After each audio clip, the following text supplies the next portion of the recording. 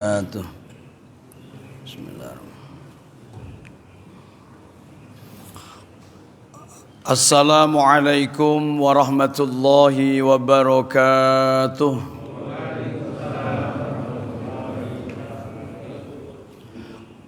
Bismillahirrahmanirrahim. Alhamdulillahilladzi an'ama alaina wa hadana ala dinil Islam. Wassalatu wassalamu ala sayyidina wa habibina wa syafi'ina wa qurrati a'yunina wa maulana Muhammad manabi'il ilmi wal hikam wa ala alihi wa ashabihi wa azwajihi wa zurriyatihi wa ahli baitihil kiram. Qalu subhanaka la ilma lana illa ma 'allamtana innaka antal alimul hakim. Qala rabbi shrah li sadri wa yassir li amri wahlul 'uqdatam min lisani yafqahu qawli. Amin. Amma ba'd. Kepada yang terhormat pengurus, ketua yayasan dan seluruh pengurus Masjid Al-Afa Ulia, ketua takmir dan seluruh pengurus Masjid Afa Ulia, bapak-bapak, ibu-ibu, hadirin wal hadirat, kaum muslimin wal muslimat, jamaah salat subuh Masjid Afa Ulia yang sama-sama dimuliakan Allah Subhanahu wa taala. Mari kita senantiasa tak henti-hentinya memanjatkan puji dan syukur kehadirat Allah Subhanahu wa taala dengan ikrar bilisan biqaulina alhamdulillahi rabbil alamin. Yang atas semua kenikmatan yang Allah berikan kepada kita, alhamdulillah pagi hari ini kita masih diberikan kesempatan kembali oleh Allah untuk memenuhi panggilan Allah Subhanahu wa taala, yaitu salat subuh dengan berjamaah, dan kita lanjutkan dengan pengajian bersama. Mudah-mudahan amalan yang baik yang Allah berikan kesempatan kepada kita ini senantiasa Allah berikan kita bisa istiqomah sampai akhir hayat kita. Amin Allahumma amin. Dan mudah-mudahan amalan yang baik yang Allah berikan kesempatan kepada kita ini betul-betul bisa menambah kualitas ibadah kita kepada Allah Subhanahu wa taala, dan kualitas bagaimana agar kita bisa berbuat baik kepada sesama. Amin Allahumma amin. Salawat dan salamnya Allah semoga selalu tercurah ke pangkuan baginda Kanjeng Rasul Muhammad sallallahu alaihi wa alihi wasallam, berikut para keluarga, sahabat dan para pengikutnya yang setia, dengan harapan dan tujuan mudah-mudahan kita semua yang hadir pada kesempatan pagi hari ini besok di akhirat mendapatkan syafaatul uzma. Amin Allahumma amin.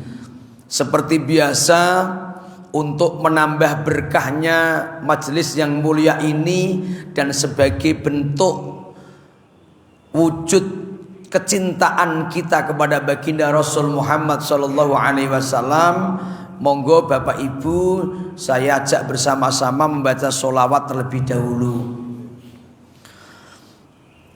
Ahlu baitil Mustafa Tuhuri hum amanul ardi faddakiri. Ahlu baitil Mustafa Tuhuri hum amanul ardi faddakiri. Shubbihu bil anjumi zuri misla ma qad jaa fi sunani. Ya Rasulullah salamun alaik يا رفيع الشان والدرج يا رسول الله سلام عليك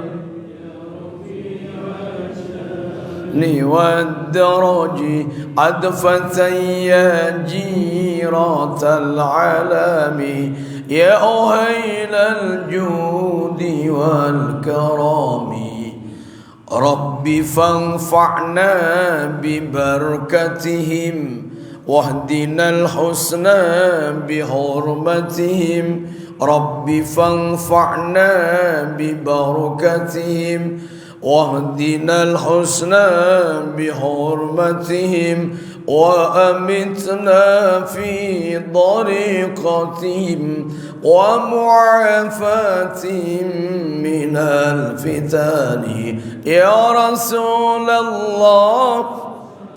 Mari bersama-sama Bapak Ibu. Asyani wa daraji ya Rasulullah يا رفيع الشان والدرج أدفة يا جيرة العالم للجود والكرم اللهم صل على سيدنا محمد.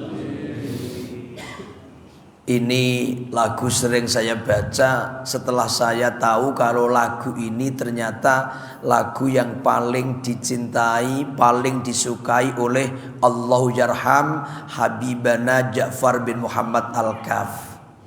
Jadi Habib Ja'far Al-Kaf itu ketika hidupnya kalau mendengar lagu Ya Rasulullah pakai lagu ini tuh sangat senang sekali beliau.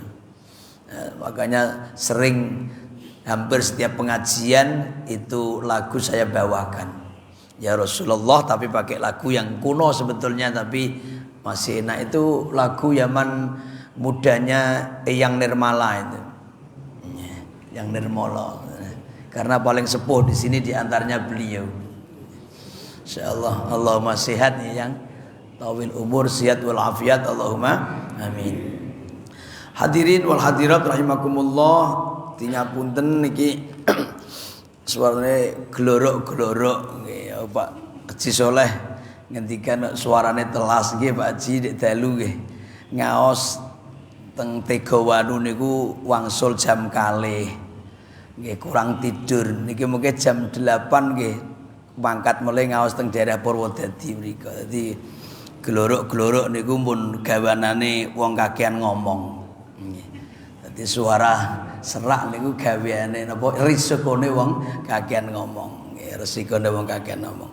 Bapak Ibu hadirin hadirat rahimakumullah, pagi hari ini akan saya bacakan Wasiatul Mustafa, di kitab yang biasa dikaji di pondok-pondok pesantren nih.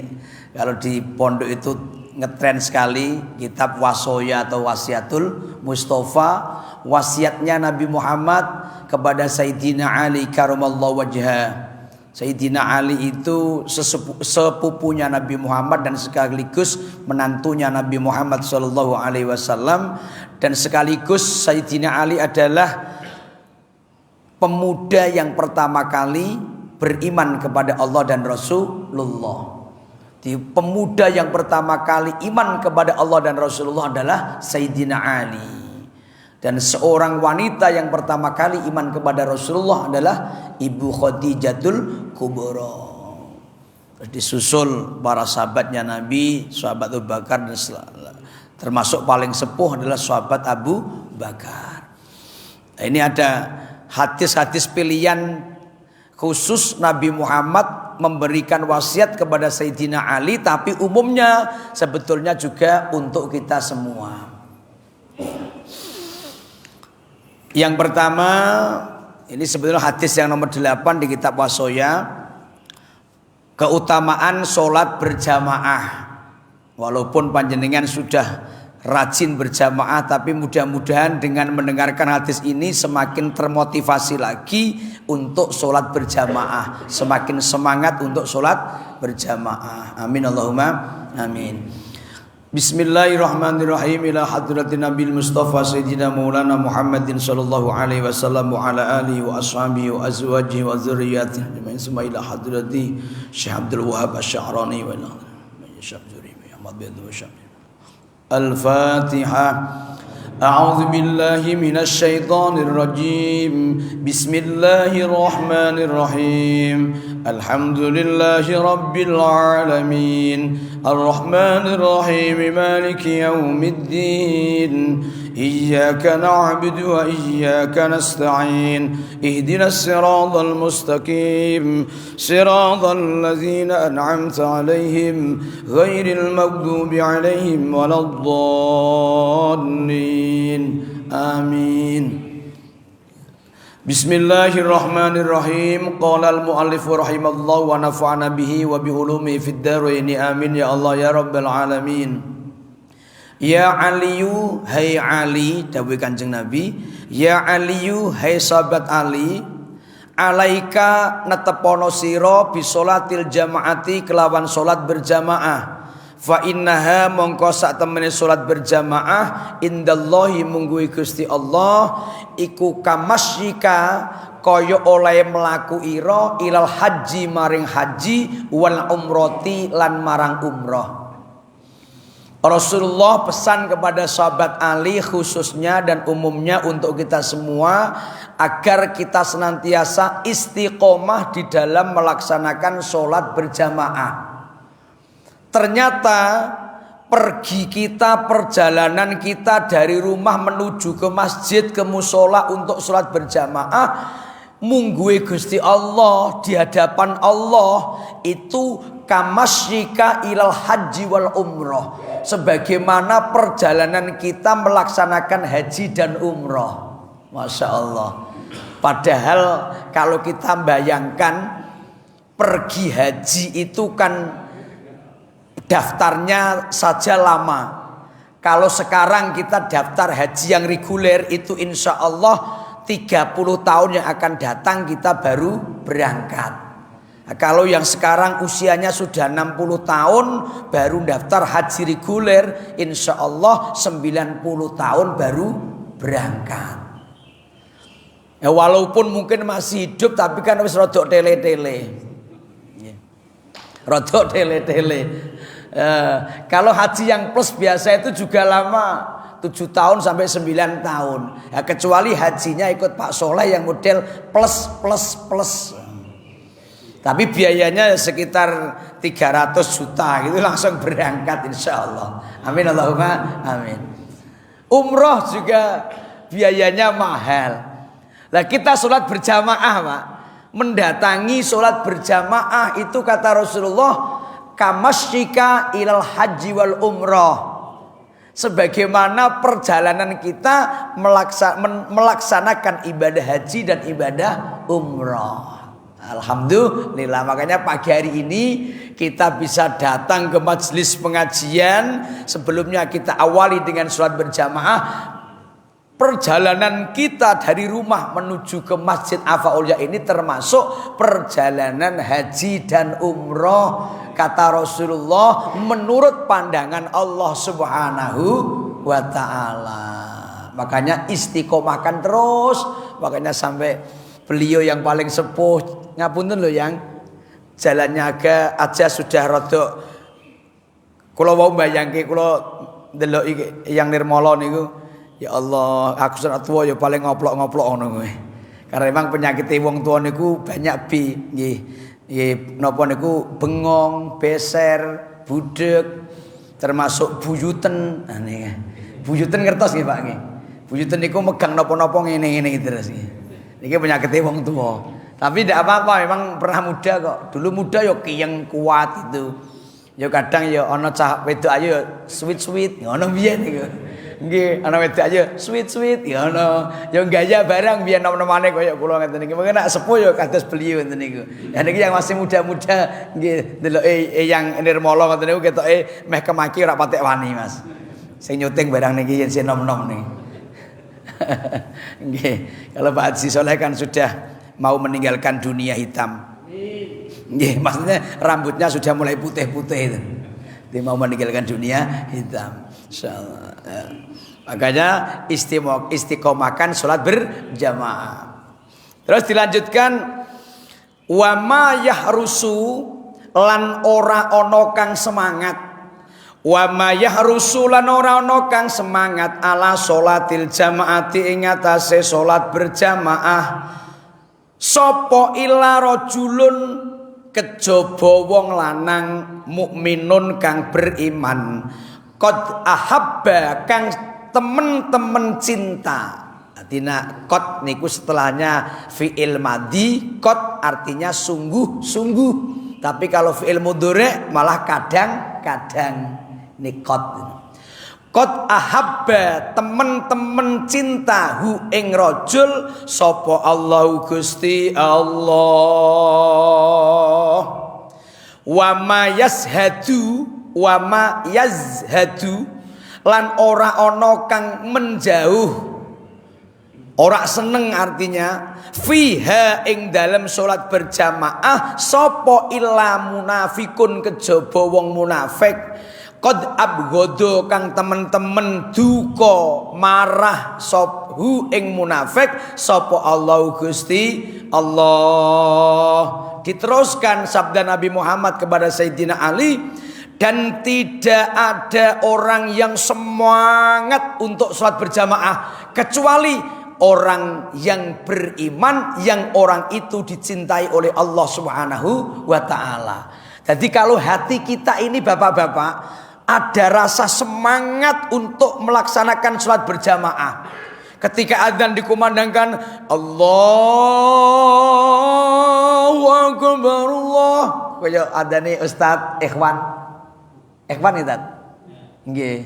Ustaz Ikhwan itu ketemu saya pertama kali di pondoknya Pak Yai Said Al-Masyad. Karena beliau ternyata alumni Pondok Raudhatus Saidiyah. Tak eling-eling ketemu ning ndi pondoknya Yai Said. Jadi ketika adzan dikumandangkan langsung hati kita ini bergetar. Ya Allah, mangkat jamaah. Walaupun sibuk, walaupun capek, walaupun ngantuk, tapi ngantuk kita bisa kita kalahkan, kesibukan kita bisa kita kalahkan untuk semangat datang ke masjid sholat berjamaah. Ya, kalau ada orang kok hatinya ketika adzan dikumandangkan semangat berangkat jamaah, itu tanda-tandanya adalah orang yang dicintai oleh Allah Subhanahu wa ta'ala. Insyaallah orang wong bersolat jamaah Pak masih punya lagi berjamaah subuh ngeten niki hatinya sudah merencanakan, sudah punya cita-cita. Ya Allah panjangkan umurku ya Allah, sehatkan aku ya Allah, aku kepengin jamaah zuhur lagi ya Allah. Jadi di dalam hatinya itu telku mantil. Napa telku mantil niku? Ya sembuh pokoknya telku mantil niku terpatri hati kita ini untuk selalu terbayang sholat berjamaah terus, bayangno sholat berjamaah terus. Jadi pulang dari sholat berjamaah sudah merencanakan jamaah lagi. Nah, ada orang kok semangatnya sholat berjamaah seperti itu kata Rasulullah. Kalau Rasulullah yang dawuh niku mboten nate ngapusi, adalah rajulun mukminun qad ahabbahullah. Seorang laki-laki yang beriman, yang orang itu dicintai oleh Allah Subhanahu wa ta'ala. Jadi tanda-tandanya wong dicintai Allah niku angger sregep jamaah niku diantaranya wong itu dicintai oleh Gusti Allah. Tapi sebaliknya, kalau ada orang yang ketika ada adzan dikumandangkan kok santene rak karuan, biasa-biasa wae, tidak ada greget semangat untuk sholat berjamaah, itu kata Rasulullah adalah munafikun qad abghadahullah, seorang munafik yang orang itu dibenci oleh Allah Subhanahu wa ta'ala. Makanya mudah-mudahan hati kita ini selalu digerakkan oleh Allah Subhanahu wa ta'ala untuk senantiasa cinta semangat sholat berjamaah. Amin Allahumma amin. Dan sholat berjamaah itu luar biasa Bapak Ibu sekalian. Ketika seorang hamba itu sholat berjamaah, maka Allah melihatnya. Pertama dilihat imamnya khusyuk apa ora. Ketika imamnya khusyuk, walaupun jamaahnya semua itu tidak ada yang khusyuk Pak, itu dianggap semua khusyuk semua. Dianggap satu jamaah itu khusyuk semua. Atau imamnya tidak khusyuk, tapi salah satu daripada orang yang berjamaah itu ada yang khusyuk satu saja, itu yang lain sudah diikut khusyuk semua. Amin Allahumma. Ya kalau sholat itu khusyuk, insya Allah sholat itu yang diterima oleh Allah Subhanahu wa ta'ala. Jadi gampangane wong kepengin sholatnya ditompo, orang kepengin sholatnya diterima oleh Allah, yang penting mau berjamaah. Pokoknya mbah kusuk, mbah ora kusuk, mbah iso, mbah ora iso, mbah nembe latihan, mbah pun ahline, pokoknya kalau berjamaah insya Allah sholatnya diterima. Amin Allahumma. Jadi ibaratnya kita mau ke Jakarta Pak, kita mau ke Jakarta, misalnya kita mau ziarah ke Jakarta, ke tempatnya itu apa yang Mbah Priuk misalnya. Kita mau ziarah ke Jakarta, tempatnya Mbah Priuk. Terus ditanya temenmu, mau kemana Pak? Mau ziarah ke Jakarta. Di mana tempatnya Mbah Priuk? Sudah tahu tempatnya? Belum. Lo kok pede men ke sana? Iya, karena saya ikut rombongan kok. Ikut apa? Rombongan. Jadi walaupun jamaah semua itu ndak ada yang tahu alamatnya makamnya Mbah Priuk, tapi kalau punya supir satu yang sudah tahu dan hafal tempatnya sana, kira-kira sampai mboten Pak? Sampai mboten sedaya? Jamaah semua yang ikut sampai, walaupun di bus itu cuma tidur loh Pak. Tidur ngene. Sampai sana dibangun ke temene, ki meh ziarah pameh turu. Nak turu ya kono balik, ziarah ayo tangi. Kaget tangi cengirat. Ndak tahu tempatnya Pak, tapi bisa sampai karena apa? Ada satu sopir. Jamaah ngomong, Pak sopir maaf, saya itu belum tahu tempatnya saya Pak, ke sana Pak sopir. Santai aja Pak, saya sudah hafal sering ke sana. Ya ikut saja, yang penting ikut sampai sana. Alhamdulillah. Atau sebaliknya, sopirnya ndak tahu alamatnya belas, diajak ziarah Wali Songo tapi ndak tahu tempatnya. Ya tapi ada satu penumpang yang tahu tempatnya kok. Apalagi dia guide-nya. Terus ngomong Pak sopirnya ngomong, maaf loh Pak, saya itu belum pernah ziarah ke tempatnya Sunan Ampel, saya belum pernah. Ke Sunan Gresik juga belum pernah. Ya jamaah harus ngomong, santai Pak sopir, saya sudah sering kali ke sana, saya hafal alamatnya sana. Akhirnya berangkat satu rombongan. Sampai enggak kira-kira? Sampai, karena ada satu petunjuknya. Ya jamaah ya gitu Pak. Salat berjamaah itu enaknya seperti itu. Wis ora patek kusuk lah, wong awake dhewe niku salat 2 rakaat iki ora iso kusuk kok. Bener mboten Pak? Pak, salat niku ya merencanakan apa-apa ngono rumah saku kok. Sing lali-lali iso dadi eling ya gara-gara salat. Wong tadi itu nyari barang tidak ketemu loh Pak. Bareng sholat Allahu Akbar, ya tutuk maca kabira walhamdulillah. Tapi atine yo ternyata kayak neng kono to. Jadi ketika sholat itu mau malah kronologinya barang yang tidak ketemu tadi malah apal kabeh. Tadi tamu jam segini datang terus pulang, habis pulang itu mulutnya kan sudah hafal. Kabiro itu tidak mikir. Fatihah tidak saya mikir, itu hafal semua. Betul tidak Pak? Apalagi suratnya cuma inna sama kulhu, alah di luar kepala itu. Ini kan memang sholat kita itu kan biasanya rakaat pertama inna, rakaat kedua kulhu sama malaikat hafal kabeh. Angger bar waladhdallin, malaikate ngomong karo kancane titenono mesti inna iki. Lah tenang. Inna a'dhainakal kautsar. Malaikat ngomong tenan to kandhani kok ngono. Itu kita nggih ora apa-apa alhamdulillah. Lha wong ora maca surat sah kok. Apa meneh kok sampai inna a'dhaina, luar biasa. Itu ayat luar biasa kok. Itu ayat untuk korban itu, ayat korban. Jamaah subuh yang dimuliakan Allah Subhanahu wa taala, yang pertama hadis saya bacakan tentang motivasi kita agar kita untuk semangat sholat berjamaah. Yang pertama, sholat berjamaah perjalanan kita adalah sebagaimana perjalanan haji dan perjalanan umroh. Alhamdulillah. Yang kedua, tidak ada yang semangat untuk berjamaah kecuali orang yang beriman dan orang itu dicintai oleh Allah Subhanahu wa taala.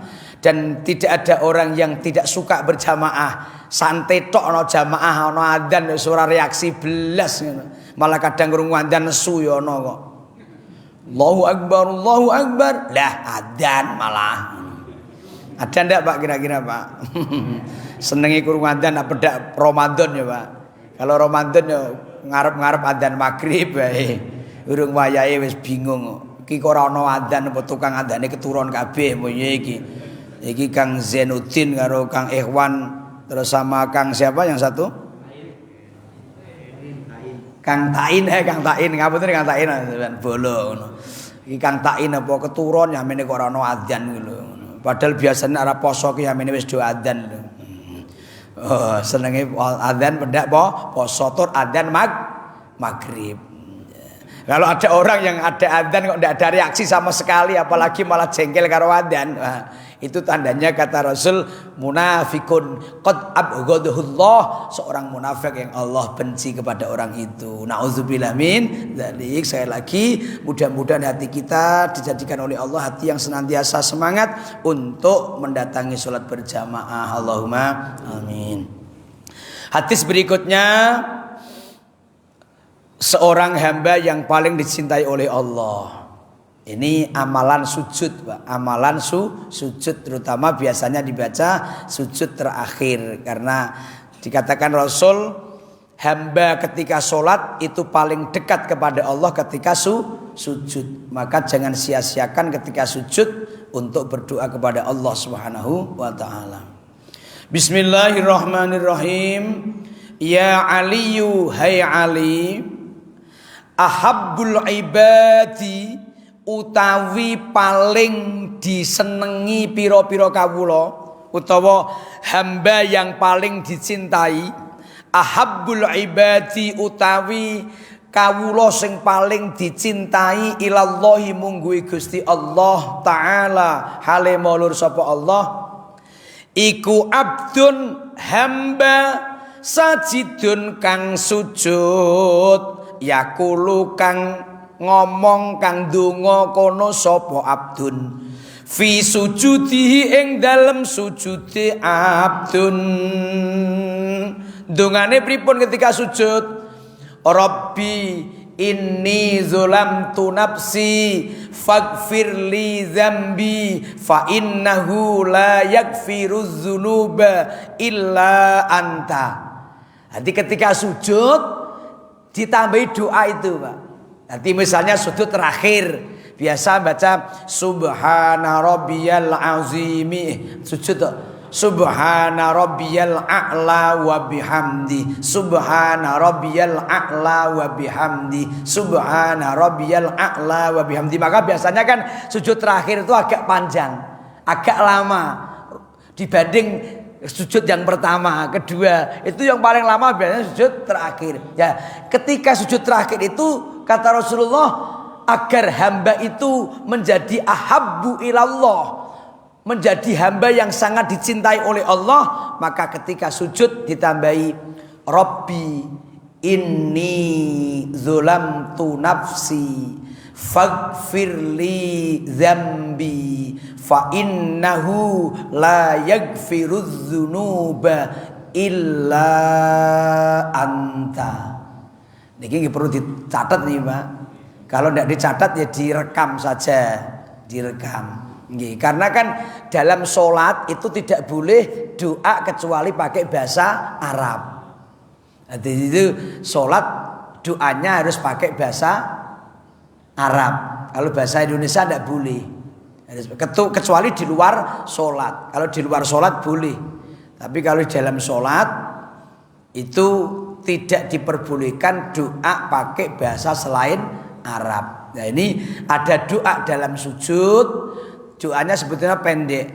Rabbi inni zulamtu nafsi faghfirli dzambi fa innahu la yaghfiruz dzunuba illa anta. Ya dibaca bareng-bareng jadi. Rabbi inni zulamtu nafsi faghfirli dzambi fa innahu la yaghfiruz dzunuba illa anta. Rabbi inni, ulangi, Rabbi inni zalamtu nafsi faghfirli dzambi fa innahu la yaghfirudz dzunuba illa anta. Sekali lagi, Rabbi inni zalamtu nafsi faghfirli dzambi fa innahu la yaghfir illa anta. Kalau artinya, iduh pangeran kula ai ya Rabbi, atau ya Rabbi pendek boleh, ya mutakalimnya dibuang, dan alfiah diperbolehkan, ya munadanya juga boleh dibuang ketika sudah mafhum.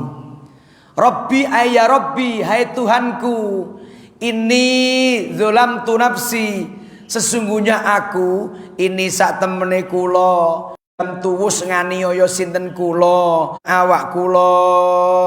Ya Tuhanku, sesungguhnya aku telah menzalimi diriku sendiri. Faghfirli, maka ampuni kepadaku, maka ampuni aku. Faghfirli, maka ampuni aku. Dzambi, dosa-dosaku. Faghfirli dzambi, maka ampuni dosa-dosaku. Fa innahu la yaghfirudz dzunuba, maka sungguhnya tidak ada yang bisa mengampuni dosa illa anta, kecuali engkau ya Allah. Jadi ketika sujud, terutama sujud terakhir, itu kita tambah doa itu. Itu kalau kita sholat sendiri atau sholatnya bersama imam dan imamnya memberikan kesempatan sujud terakhir agak lama. Tapi kalau imamnya memang tidak sujud terakhir yang lama, ya ikuti saja Pak, tidak usah ndonga dhewe. Imamnya wis tahiyat rampung, assalamualaikum warahmatullahi wabarakatuh, isih sujud wae. Ya konyone sebelah mending ngene, tangi mesti ngono. Nggih. Dikira turu, gek ana sing bingung, gek mati iki. Ya Allah. Padahal doa tidak boleh. Wajibnya mengikuti imam. Misalnya imam di sini ada yang subuh tidak pakai doaku kunut. Yang biasa kunut yang ngikuti aja. Ora usah kemaki kunut dhewe.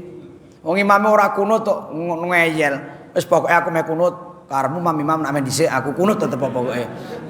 Allahumma hdini fi man hadaita. Batal ndak Pak salatnya? Batal, karena yang wajib itu mengikuti imam. Gitu Pak. Atau sebaliknya, imamnya pakai kunut kayak saya, karena saya itu setiap subuh pakai kunut. Ya ada yang tidak pakai kunut, ya tidak boleh nyalip saya. Gue terus nyalip, sekarang mam gue nak meh junga kunut, aku pakai langsung sujud. Batal tidak sholatnya Pak? Ya batal. Walaupun tidak mau angkat tangan, ya menang baik. Yang penting nunggu sampai imam sujud. Itu. Ada imam sujud sahwi, kan ada sujud sahwi. Sujud sahwi itu sujud bagi orang yang lupa sunnah ab'ad, bukan hayat tapi sunnah ab'ad. Karena di dalam sunnah itu ada sunnah ab'ad, ada sunnah hayat. Sunnah hayat itu sunnah yang apabila lupa atau sengaja ditinggalkan tidak usah diganti dengan sujud sahwi. Tapi sunnah ab'ad itu sunnah yang apabila lupa atau sengaja ditinggalkan, itu sunnah diganti dengan sujud sahwi. Contoh yang ab'ad itu kalau menurut Imam Syafi'i itu doa kunut pada waktu sholat subuh. Doa kunut pada waktu sholat subuh untuk rokaat yang terakhir. Atau sholat witir pada bulan Ramadan ketika memasuki malam 16 Ramadan. Itu rokaat terakhir sunnah ditambahi doa kunut. Itu menurut Imam Syafi'i itu sunnah ab'ad. Apabila imam lupa, itu sunnah ditambahi dengan sujud sahwi. Yang kedua, lupa tahiyat awal. Lupa duduk tahiyat awal. Jadi ada orang yang sholat zuhur atau sholat isya atau sholat asar atau sholat maghrib, tapi lupa tahiyat awal. Padahal jadi imam, tapi sudah terlanjur berdiri ya Pak. Misalnya ngeten, misalnya nih Pak, tak praktekin nih. Ada imam lupa tahiyat awal misalnya. Jadi habis sujud Allahu Akbar, sudah gini, sudah mendekati berdiri, tapi makmum baru subhanallah. Nah, imamnya tahu hukumnya, kalau saya balik duduk itu malah batal sholatnya. Saya harus berdiri. Nah, lupa tahiyat awal itu diganti dengan sujud sahwi. Ndak usah dibaleni salate. Aduh, blai ora tahiyat awal. Iki piye iki? Wah, langsung baleni. Wah, iki imam goblok niku. Imam ndak tahu hukum. Nggih. Harus tahiyat awal. Ya kalau duduk malah batal, Pak. Karena tahiyat awal itu sunnah. Sedangkan berdiri itu, Pak, wajib. Kalau kita sudah dekat berdirinya, lanjutkan berdiri. Tapi kalau baru gini misalnya, Allah, baru gini, imamnya subhanallah, langsung jenengan duduk imamnya, tidak apa-apa. Karena masih jaraknya dekat duduk dibanding berdirinya. Nah, itu karena tahiyat awal itu sunnah ab'ad. Apabila imam lupa tidak tahiyat awal, maka nanti diganti dengan sujud sahwi. Terus lagi, sujud sahwi itu kapan dilaksanakan? Ketika lupa bilangan rokaat. Bapak-bapak nanti mboten sholat dewian lali rokaate? Pak, apa mana sing umure wis 70? Halah, selola lali 80. Nah, ketika lupa bilangan sholat, yang diyakini wabana alal akol, yang diyakini yang paling sedikit. Misalnya iki mau untuk telu po papat yo, ora sangeyel jenengan, alah paling papat, ora entuk ngono, Pak. Jadi kalau kita ragu ini dapat 3 rakaat atau 4 rakaat, harus walbana alal akol, yang kita yakini yang sedikit, alah entuk telu, ngoten turah ora masalah. Daripada kurang. Tapi nak sengaja turah yo malah batal salate. Nggih. Ya, ketika kita ragu bilangan sholat, maka yang kita yakini yang paling sedikit, dan itu nanti diganti dengan sujud sahwi. Kapan tempatnya sujud sahwi? Ketika tahiyat akhir, setelah selesai fil alamina innaka hamidum majid. Jangan segera salam, tapi sujud dulu. Sujud terus baca doa. Napa dongane? Subhanamal la yanamu wala yashu. Subhanamal la yanamu wala yashu. Subhanamal la yanamu wala yashu 3 kali. Subhanamal la yanamu wala yashu. Maha suci Allah, dat yang tidak pernah tidur dan tidak pernah lupa. Berapa kali? 2 sujudan, Pak. Jadi sujud pertama baca subhanamal la yanamu wala ping 3 sekali ya ndak apa-apa. Terus duduke meneng wae ya kena maca Rabbik firli kenging. Habis itu sujud lagi subhanamal la yanamu wala zu, terusan 3 kali boleh, sekali boleh, terus duduk langsung salam. Jangan tahiyat lagi, ngolali tahiyat meneh. Ora barbar iki. Tahiyat terus. Ya bagaimana kalau tidak sujud sahwi? Ya sah-sah saja. Ada orang tidak kunut, ada orang lupa tahiyat awal, ada orang yang ragu rakaatnya, terus lupa sekalian. Awes rencana loh, aku iki kok ragu rakaate. Wis pokoke engko sebelum tahiyat selesai, sebelum saya salam, saya pokoke mesti sujud. Lali sisan. Ya tidak apa-apa, ya sah-sah saja. Itu amalan yang sunnah, namanya sunnah ab'ad. Tapi kalau sunnah hayat, tidak apa-apa. Sunnah hayat itu seperti baca kabiro walhamdulillah, itu hayat. Membaca surat-surat pendek atau surat-surat setelah Fatihah, itu hayat. Membaca ketika doa takbir intikal, takbir untuk pindah dari rukun satu yang lain, itu namanya sunnah hayat. Pindah rukun kita tidak takbir, tidak apa-apa kok. Meneng baik. Sholat meneng tak ora takbir. Sing diwaca Fatihah tok, sah-sah saja. Rukuk baca subhana rabbiyal azim bihamdi, itu sunnah hayat. Ora maca ora apa-apa, sujud meneng wae ya ora apa-apa. Nggih, itu sunnah hayat. Sami Allah liman hamidah, Rabbana itu hayat semua. Jadi ketika ditinggal itu tidak membatalkan sholat. Tapi jangan biasa meremehkan hal yang sunat. Karena ada orang yang biasa meremehkan hal yang sunnah, maka lambat laun dia akan meremehkan, mengentengkan hal-hal yang wajib. Ya, kalau orang itu sudah semangat sunnahnya, insya Allah yang wajib pasti lebih semangat. Allahumma. Itu Bapak Ibu sekalian, tadi ada. Ini tadi luar dari pembahasan, tapi itu dalam sujud. Jadi dalam sujud itu karena hamba Allah paling dekat-dekatnya, maka tambah dengan doa-doa. Di antaranya kata Rasulullah, doa waktu sujud di samping baca subhana rabbiyal a'la wa bihamdi 3 kali. Kalau ada kesempatan kita tambahi doa itu, terutama sholat sendirian atau bersama imam, dan imamnya memang sujudnya yang terakhir biasa lama. Tapi kalau yang imamnya sujudnya pendek-pendek, cepet-cepet ya nggak usah gawe-gawe dewi, pokoknya manut imam. Bapak Ibu sekalian, itu ada 2 hadis yang saya sampaikan, mudah-mudahan ada manfaatnya untuk kita semua. Amin Allahumma amin. Yang pertama hadis tentang anjuran motivasi sholat berjamaah. Yang kedua hadis tentang doa pada waktu sujud. Doanya, Rabbi inni zulamtu nafsi faghfir li dzambi fa innahu la yaghfirudz dzunuba illa anta. Sambil membayangkan dosanya banyak, Pak. Dosanya banyak. Dulu masa muda saya, dulu ya Allah, saya belum kenal agama ya Allah, belum kenal kiai, belum kenal masjid ya Allah. Saya dulu maksiatnya luar biasa, terutama pas tahajud, nangis. Masa laluku penuh noda kelabu. Tapi anak donga ora sampe nyanyi ngono. Wong donga kok ora nyanyi. Iki lagune lho, anak donga ya ora sampe nyanyi. Tapuk karo malaikat.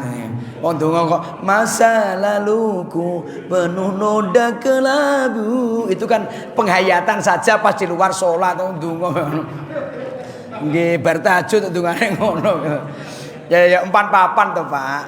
Walaupun syairnya bagus, tapi kalau pakai lagu dangdut juga 4 papan. Misalnya ada orang meninggal dunia, maaf, bapak kita meninggal dunia, Pak. Terus kita ndak baca Yasin, ndak baca Quran, ndak ndongake, malah lagunya sebujur bangke. Itu kan syairnya bagus, Pak. Tapi di hadapan bapak yang baru meninggal kok malah badan pun tak berharga, sesaat ditinggal nyawa, anak istri tercinta tak sudi lagi bersama. Misalnya ngono mesti wong udah bingung tuh, iki anake ngene berarti iki. Ya langsung cekel-cek leboke kamar kunci tuh, Pak. Sesuk gone RSC tuh. Wong bapake sedo kok malah dilagokke badan pun tak berharga. Ya bener syairnya bagus tapi kan ndak cocok. Memang sering saya sampaikan beda dengan Quran diwaca apa-apa pantesan gitu kan, insyaallah. Walaupun syairnya hebat tapi wong dangdut to ya ora pas kanggo kematian. Ya kayak tadi syairnya bagus, masa laluku penuh noda kelabu, bila teringat mengalir air mataku, salatku tinggalkan, zakatku abaikan, bahkan puasa tak pernah aku jalankan, mabuk judi tiap hari sampai lupa anak istri, dan seterusnya ngono kuwi ngelingi dosane akeh. Ya pas sujud ingat ya Allah, dibayangno mbiyen aku ninggal salat ping pira ya Allah, padahal sekali meninggalkan salat ngendikanen malaikat Jibril teng Nabi Musa, sekali meninggalkan salat itu dosanya sebagaimana orang yang berzina. Lu kan ngeri tuh, Pak. Pak, ya Pak Ede ping pira ninggalke salat ya Allah. Subhanallah, sekali meninggalkan sholat itu besok hukumannya kok masuk di neraka jahanam 80 tahun. Padahal ping piro iki nek Gusti Allah Maha Ghafurur Rahim. Akhirnya ketika kita berdoa itu ya dengan harap-harap cemas, Pak, maka ada roja dan khauf. Khauf niku cemas wedi kali Gusti Allah, tapi rojak kita punya harapan besar. Allah itu Ghafurur Rahim. Seberapa banyak dosa dan kesalahanku, saya yakin ya Allah masih luas pengampunanmu ya Allah, luas pengampunanmu ya Allah. Saya yakin ya Allah mesti jenengan niku apian ya Allah, mesti ngapura kula, mboten mungkin jenengan mboten ngapura. Yakin jenengan kan apian ya Allah, apian ya Ghafur, ya Ghafar, ya Ghafar, ya Ghafar. Ngalem-ngalem sik ya Allah ya, wes tak ngapura ora usah ribut mending ngono. Tak ngapura. Amin Allahumma amin. Bapak Ibu, itu yang saya sampaikan, mudah-mudahan ada manfaatnya. Amin Allahumma amin. Mungkin biasanya ada yang mau bertanya, monggo nggih.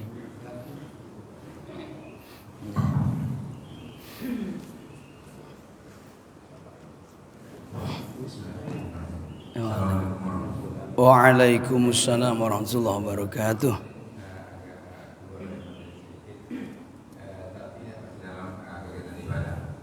Terkait dengan masalah etikaf. Kalau kita di bulan puasa suka mendengar etikaf, terutama di akhir bulan Ramadan. Nggih. Nah, kalau di luar itu bagaimana? Apakah kita setiap masuk masjid kita bisa dikategorikan sebagai etikaf? Karena begini, kita masuk masjid karena mau menunggu sholat, atau sesudah sholat kita masih mau ada di masjid lagi. Nah, terus apa yang harus kita lakukan kalau supaya bisa masuk kriteria itikaf itu? Apa harus kita lakukan? Apakah ada baca doa atau apakah ada niat dan lain sebagainya? Terus fadilahnya apa? Jadi yang namanya iktikaf itu tidak hanya pada bulan Ramadan. Jadi walaupun di luar Ramadan tetap ada sunnah iktikaf. Ya caranya bagaimana? Satu, iktikaf itu syaratnya harus di dalam masjid. Kalau musola tidak boleh. Tidak ada iktikaf di dalam musola. Iktikaf harus di dalam masjid. Makanya kalau di Makkah sana itu rata-rata tidak ada musola, tapi adanya masjid. Walaupun tidak masjid jami, karena tidak semua masjid digunakan untuk Jumatan. Ada yang masjid untuk hanya iktikaf saja, tapi tidak digunakan untuk sholat Jum'ah. Ya, bagaimana caranya? Biasanya ketika bangun, Pak. Makanya di tempat saya itu dulu musola. Ketika renovasi musola itu langsung kita niatkan, karena bisa merubah musola menjadi masjid itu syaratnya harus direnovasi, minimal ganti lantainya. Ada musola pengen dibikin masjid, lantainya welek ganti granit kabeh misalnya, ganti marmer atau ganti atapnya semua. Ya pada waktu renovasi itu kita niatkan bangun masjid. Kalau kita niat bangun masjid, maka bisa digunakan untuk iktikaf. Ya, bagaimana caranya iktikaf? Setelah ada masjid, harus niat. Kalau tidak niat juga sia-sia, tidak dapat pahala iktikaf. Mulai masuk masjid biasanya di masjid-masjid Jawa itu. Nah, ikan masjidnya wong Indonesia. Orang nasional ya Pak. Itu biasanya ada tulisan Pak di masuk pintu masjid itu, nawaitul iktikafa fi hadzal masjidi madumtu fihi sunnatal lillahi ta'ala. Kalau panjang, ada yang pendek toh, nawaitul iktikafa sunnatal lillahi ta'ala. Cukup, saya niat iktikaf sunat karena Allah Ta'ala. Jadi kita mau masuk masjid, kita niat iktikaf. Atau masuk masjid langsung kita niat iktikaf. Itu nanti kita berdiam diri walaupun tidak baca Quran, walaupun tidak zikir, hanya menengtok di dalam masjid, itu faedahnya sudah dinilai ibadah. Menengtok Pak, apalagi kok maca Quran, zikir, wiridan, sholawat luar biasa, pengajian seperti ini. Makanya biasanya sering saya sampaikan, ayo yang belum niat iktikaf, niat iktikaf. Nah, karena masjid itu ada penghormatannya. Apa? Sholat tahiyatul masjid. Jadi sebelum duduk kata Rasulullah, sholat 2 rakaat. Jangan kamu duduk dulu di dalam masjid. Sebelum ada penghormatan untuk masjid, sholat 2 rakaat. Sholat tahiyatul masjid. Ya kalau tidak sempat sholat tahiyatul masjid, cukup dengan membaca al-baqiyatus sholihat, yaitu membaca tasbih subhanallah walhamdulillah wala ilaha illallah wallahu akbar. Kalau bisa 3 kali atau sekali juga cukup. Itu gantinya tahiyatul masjid bagi orang yang tidak sempat untuk tahiyatul masjid. Contohnya seperti ini, pengajian sudah mulai, mlebu masjid kita salat dhewe ra ya tok guayamen ngono ketoke. Oke to koyo soleh-soleh dhewe ngono. Anak Pak Soleh ngono memang soleh nggih. Jenengane ora soleh terus gaya ngono kuwi. Kancane do ngrungokno pengajian Allahu Akbar, sami Allahu Akbar gaya ngono. Ganti dengan baca al-baqiyatus sholihat, membaca tasbih. Itu Bapak. Jadi iktikaf di dalam masjid itu tidak melulu pada bulan Ramadan, tapi setiap waktu, setiap saat kita masuk masjid, ketika kita niatkan iktikaf dengan niat yang pendek, saya niat iktikaf di dalam masjid ini, atau tidak usah di dalam masjid ini boleh, saya niat iktikaf sunnah karena Allah Ta'ala. Hati kita ngomong gitu, itu sudah niat iktikaf, dan pahalanya selagi kita belum batal. Tapi kalau sudah batal, sudah ngentut misalnya hadas, harus keluar wudu dulu, karena iktikaf syaratnya harus suci dari hadas kecil, hadas besar, apalagi besar om. Nah hadas besar kan memang napa niku muksul fi masjid, tidak boleh diam diri dalam masjid. Bagi orang yang punya hadas besar tidak boleh. Junub misalnya tidak boleh diam diri di masjid. Haid tidak boleh diam diri di masjid. Tapi kalau napa namanya apa bahasanya ya, lewat saja, lewat di masjid boleh, lewat di masjid. Yang penting lewatnya itu in khofat talwisahu, orang wanita yang haid itu diperbolehkan lewat masjid, lewat saja, itu boleh lewat. Tapi kalau diam diri di masjid, walaupun tidak khofat talwisahu, tidak khawatir menetes air daerah haidnya di masjid, walaupun tidak khawatir menetes, tapi kalau wanita yang baru menstruasi tidak boleh diam diri di masjid. Tapi kalau hanya sekedar lewat, uburul bahasanya, uburul masajid, uburul masjid, lewat masjid boleh. Dulu kan masjid di Mekah itu kan dulu Rasul kan dibangun itu kan di perempatan Pak. Jadi biasa di dalam masjid dibuat lewat. Tapi kalau sekarang kan tidak mungkin lewat riwi di masjid, tidak mungkin. Nah itu habis sekalian mungkin itu nih Pak, karena sudah jam 6 lebih. Mudah-mudahan ada manfaatnya. Allah berikan kita tambah ilmu manfaat barokah. Amin Allahumma amin. Al-Fatihah. A'udzubillahi minasyaitonir. Bismillahirrahmanirrahim. Alhamdulillah. Ar-Rahmanirrahim. Maliki.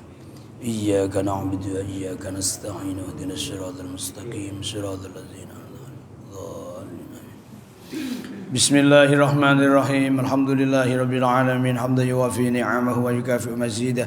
Ya Rabbana lakal hamdu kama yanbaghi li jalali wajhika wa li 'azimi sultanik. Subhanaka la nuhsi sana'an 'alaika anta kama asnaita 'ala nafsik. Falakal hamdu hatta tarda wa lakal hamdu idza radita wa lakal hamdu ba'da ridha. Allahumma shalli 'ala sayyidina Muhammadin. Allahumma shalli wa sallim 'ala sayyidina Muhammadin al-Fatih lima ughliq wal khatimi lima sabaq nasiril haqqi bil haqqi wal hadi siratal mustaqim wa ala alihi haqqa qadri wa miqdaril azim. Allahumma ighfir lana dzunubana wa liwalidina warhamhum kama rabbana shighara wal muslimin. Allahumma ya hayyu ya qayyum ya rabba Musa wa Harun wa Nuhi wa Ibrahim wa Isa wa Muhammadin sallallahu alaihi wasallam, akrimna bi jaudatil hifzi wa sur'atil fahmi warzuqnal hikmata wa ma'rifatal ilmi wa sabataz zihni wal aqli wal hilmi bi jahi sayyidina Muhammadin sallallahu alaihi wasallam. Rabbana atina fid dunya hasanah wa fil akhirati hasanah wa qina adzabannar. Sallallahu ala sayyidina Muhammadi wa ala alihi wasallam walhamdulillahi rabbil alamin. Hadirin hadirat rahimakumullah, demikian sampaikan, kurang lebihnya mohon maaf. Wallahul muwaffiq ila aqwamit thoriq. Wassalamualaikum warahmatullahi wabarakatuh. Bicara